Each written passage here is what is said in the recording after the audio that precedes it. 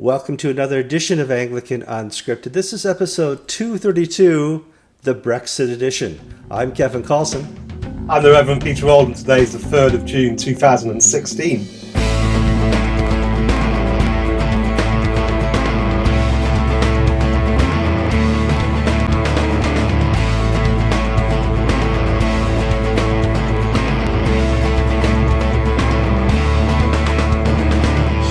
Okay, obviously I have Peter all the way from Canterbury, England. A lot of people ask why we have Peter. First of all, he's funny, and he's from Canterbury, so it gives this program street cred. Without Peter, people would say, that Anglican Unscripted, you're just off. They're uncharted waters and they're not really Anglican. Peter makes us Anglican. Thank you, Peter. We appreciate that very much. Yeah. So we want to talk a little bit about the news coming out of England today. There was stats released on the future of clergy in the Church of England. And the stats kind of show a trajectory down. People don't know this. They should. You're a stats guy. I'm a stats guy, so I make my living from doing mathematical models with banks. Okay. You're also clergy in the Church of England. Yeah, in Canterbury. So what do you tell today? I do just right. Well, that. So we're going to talk today a little bit about the stats because the Church of England's run into a problem, and that's they have no clergy. There's a supply 10 years away or 7 years away, but 1 in 4 clergy is over 60, and they're gone within a couple of years. Yeah, that's going to be a problem. We have a demographic problem with our stipended clergy, because not every priest is in a full-time parish role, so that's like a third of pre-retirement age clergy do something like I do. They do some kind of mixed mode, or they're full-time in a secular job and do magic finger stuff on the side. Mm-hmm. But 8,000 clergy are full-time stipended, so they're the parish vicars and rectors. We're going to lose a quarter of them in the next 5 to 10 years, and we don't have enough new ordinands coming through to balance that out. So even if we continue at the fairly high rates of ordinations that we've seen in the last few years, we'll still be at least 1,000 of those 8,000 down in 15 or so years. That's a major sort of problem. I put together a quick demographic model with some assumptions because I didn't have all the sort of pension data and so on, and we published it on Ian Paul's blog that I'm sure you guys can link to. Absolutely. And those models were actually quite optimistic models, and even those showed that even if we have a massive increase in our recruitment, we barely stay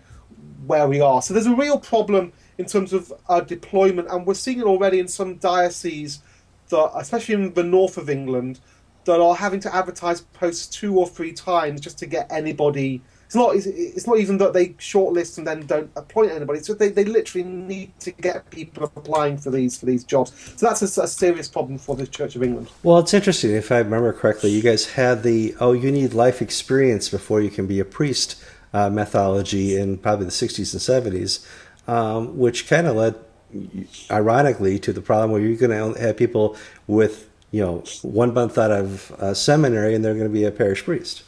So the root of the problem is this idea in the 70s and 80s that we wanted priests with good life experience, right? Mm-hmm.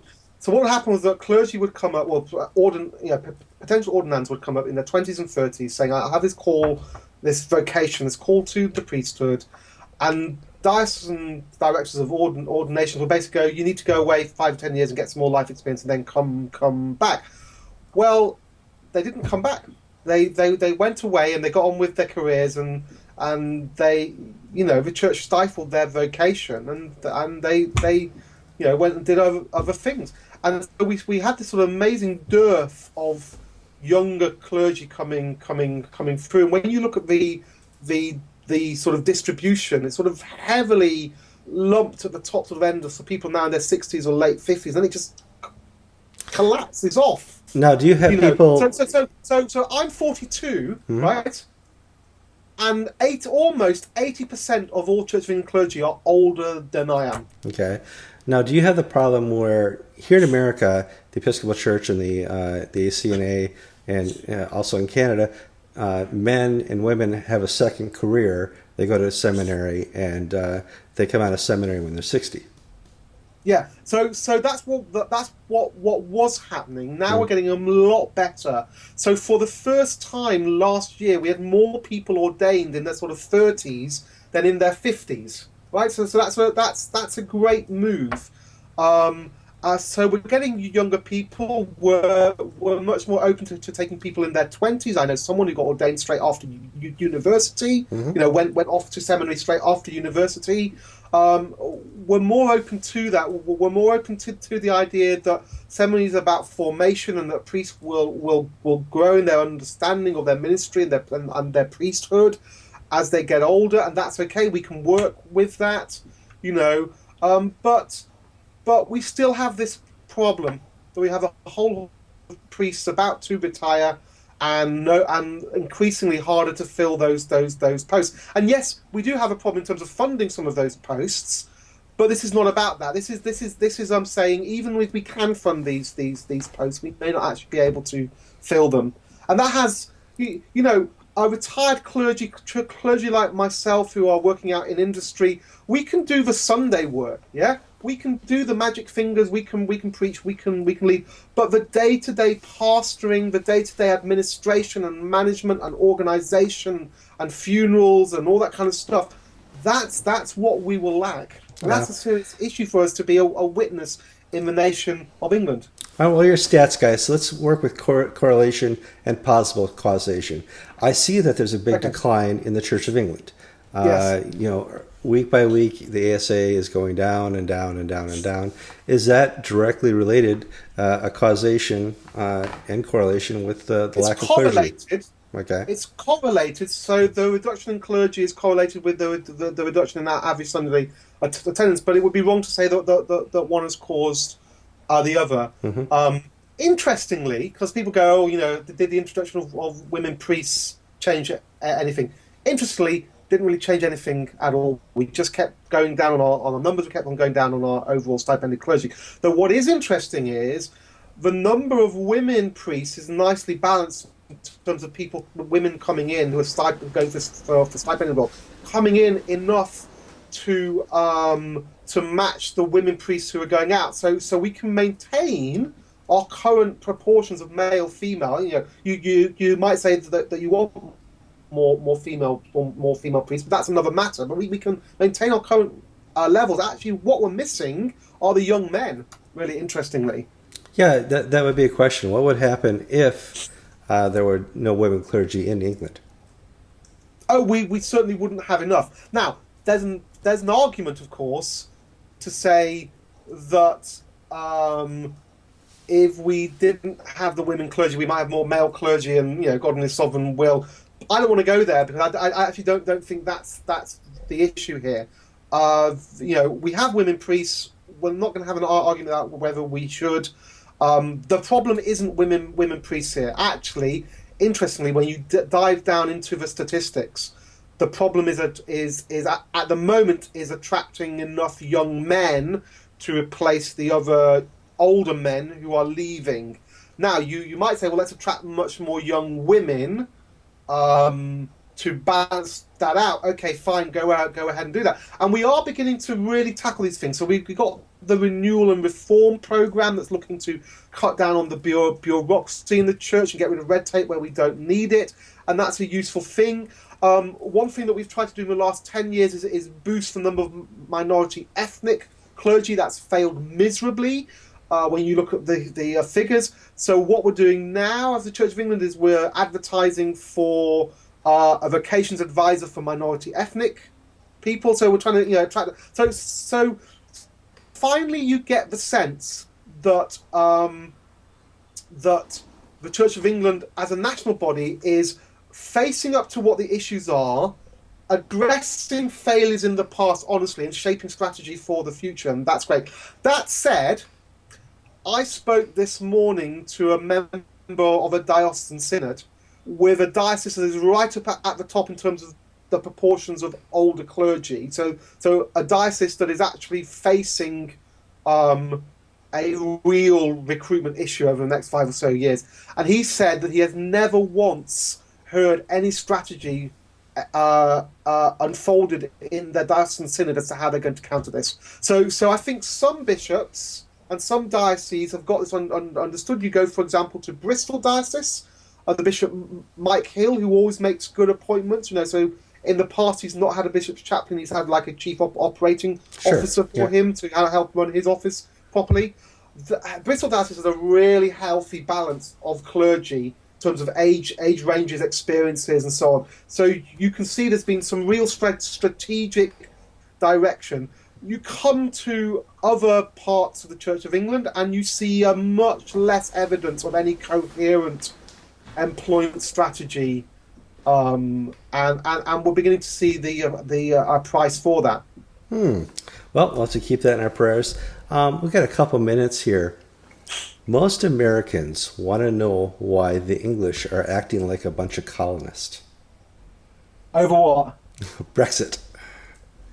So interesting. Yeah.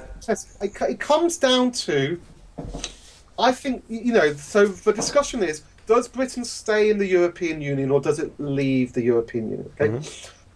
I haven't decided yet. You might, if you read my Facebook post, or so you might think I've done one way or the other. I haven't actually genuinely decided yet. Obviously, well, what's that flag? What flag do you got? My family is Austrian, so you see there's a nice Austrian flag, and there's the Austrian top there. We're getting ready for the European football. Now, by football, I mean proper football, not this long squash ball that you hold in your hands. Why do we call that football? I don't know. So we're getting ready for the Euros and so on. So I think it comes down to two questions. The first question is, who is Britain going to be trading with in 15, 20 years time? Because increasingly our share of foreign trade that is in the EU is dropping down. Our share from that is sort of America, Canada, India, China is increasing.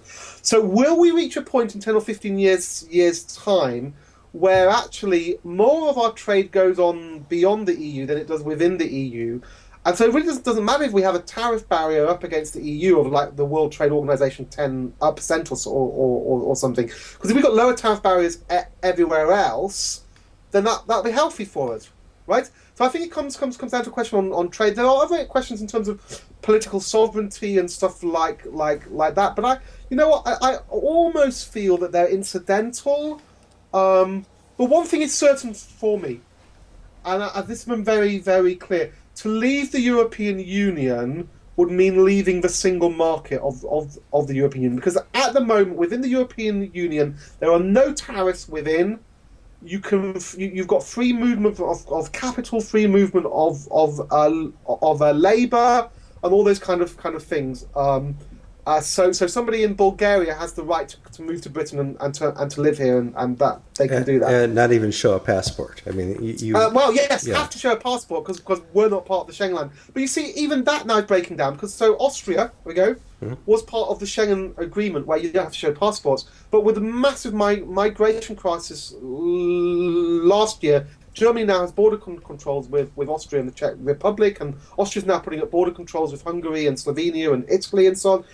And so we're losing that, and so I think there's a wider political philosophical question, which is, what is the future of the European Union going to be? Is it going to be a bunch of independent nations trading together in freedom and working together, or are we moving towards a super state? Because if we're moving towards a super state, I don't want anything to do with that.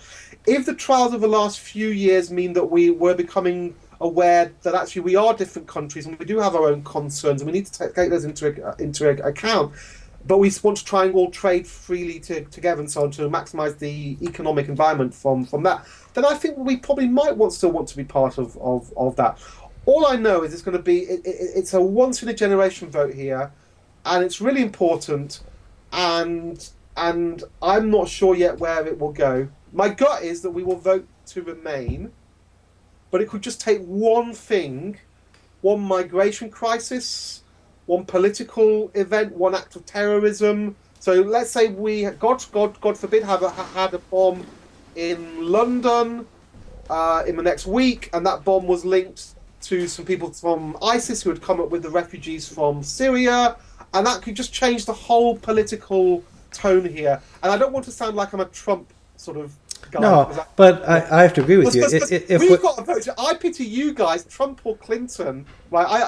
I'm suddenly I can see myself voting for someone like Romney. Come on, Romney, come in and say though. All the Mormons would love that because that's the White Horse prophecy right there, isn't it? Go and Google that, guys. White Horse prophecy and see why all the Mormons get terribly excited about Mitt Romney. One of the problems I see, and you discussed it, I mean, if what happened in Paris in November happened in London, yeah, it's a completely different ball game, or football game, I should say. Ball game's fine. But whether you guys leave or not for the European Union, it does not change the structural issues you have in Britain. You still have some serious issues. Yeah, but every nation does. I think it's to do with. I think the whole Brexit vote is to do with, do we see ourselves as integral to Europe, or do we see ourselves as on the end of Europe, and we're part of Europe, but we also orient ourselves elsewhere. And I think it's coming to a moment of decision about identity, fundamentally. It does, because ironically, this almost goes back to the beginning of Genesis of Anglicanism. Where was England in regards to Europe? But with the advantage that no one's trying to get a divorce. Yeah, there's the divorce issue. But are you going to be colonists or are you going to be Englishmen? We'll have to see. Peter, I do want to thank you for your time, and we're headed off into a busy weekend. I hope to get you next week. God bless. Thank you. God bless.